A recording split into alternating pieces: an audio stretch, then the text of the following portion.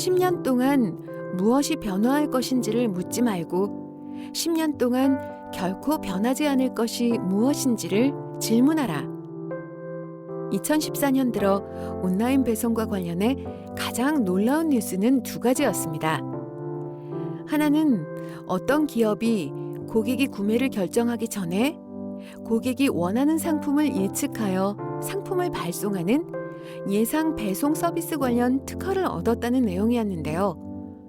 단순히 내가 무엇을 원하는지를 알 뿐만 아니라 언제 그것을 원하는지도 알고 있다는 것입니다. 다른 하나는 어떤 기업이 드론 배송을 위해 미국 항공당국에 항공 테스트를 신청했다는 뉴스였습니다. 만약 드론으로 배송이 가능해지면 소비자가 어떤 장소에 있든지 30분 내로 주문한 상품을 받을 수 있다는 것인데, 만약 이 회사에 대해서 좀 더 알았더라면 별로 놀라지 않았을지도 모릅니다. 예측 배송과 드론 배송을 현실화시키려는 회사가 바로 세계 최대 인터넷 기업인 아마존이기 때문입니다.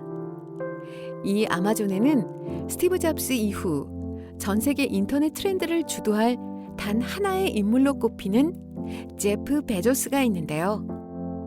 제프 베조스는 3살 때부터 자신의 작은 침대를 어른 침대로 개조하겠다고 드라이버를 들고 분리하려 했고, 초등학생 시절에는 자기 방에 들어오면 알람이 울리는 센서를 만들어 자신의 프라이버시와 기술에 대한 능력을 뽐내기도 했습니다.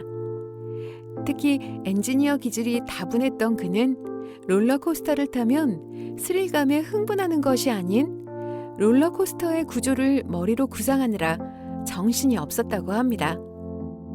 이후 제프 베조스는 프린스턴 대학에 진학해 우수한 성적으로 졸업하고 이후 자신의 전공을 살리기보다 금융회사에 취직하게 되었습니다.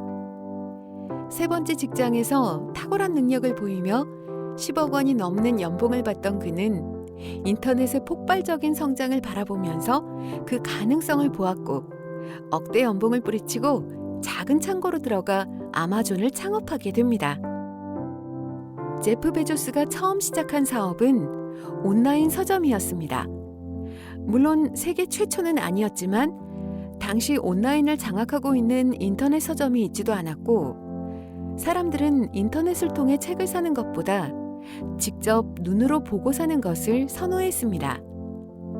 하지만 제프 베조스는 효율성을 극대화하는 인물답게 비용을 낮춤으로써 고객들이 책을 저렴한 가격에 인터넷을 통해 살 수 있게 만들었을 뿐 아니라 배송 기간을 드라마틱하게 줄이고 동시에 배송비를 따로 받지 않는 혁신을 이뤄내면서 오프 서점들의 패권마저 삼키게 됩니다. 그리고 그 이후 아마존은 거의 모든 제품을 파는 온라인 상거래 업체가 되었을 뿐 아니라 킨들이라는 전자책을 도입하여 이북의 대중화를 이끌었고, 클라우드 서비스도 실시하면서 세계 최고의 플랫폼 회사가 되었습니다. 그리고 지금은 파이어폰을 내놓으며 스마트폰 경쟁에도 뛰어들어 애플, 구글, 삼성 등과 경쟁을 시작하였습니다. 제프 베조스는 우리가 생각하는 IT 업계 인물들과는 조금 다릅니다. 보통 잘 나가는 미국 IT 기업을 생각하면 쌍방향 커뮤니케이션이 강하고 직원의 복지를 위해 돈을 아끼지 않는 것을 떠올리지만, 제프 베조스는 직원의 복지를 다른 글로벌 IT 기업들과 다르게 깊게 생각하지 않습니다. 그는 직원들에게 주차비까지 받아 비용을 절감하며 직원들에게 요구하는 것도 많으며 칭찬에는 무척이나 인색합니다. 그럼에도 불구하고 제프 베조스는 사람들을 끄는 카리스마가 있었습니다. 아마존은 The Everything Store, 즉 모든 것을 파는 회사가 되는 꿈을 가지고 있습니다. 하지만 그것은 아마존의 꿈이지 제프 베조스의 궁극적인 꿈이 아닙니다. 이 글자 인물의 진정한 꿈은 우주정거장에서 영구 인간 식민지를 건설해 인류를 구하는 한편 지구를 거대한 자연보호구역으로 만드는 것입니다.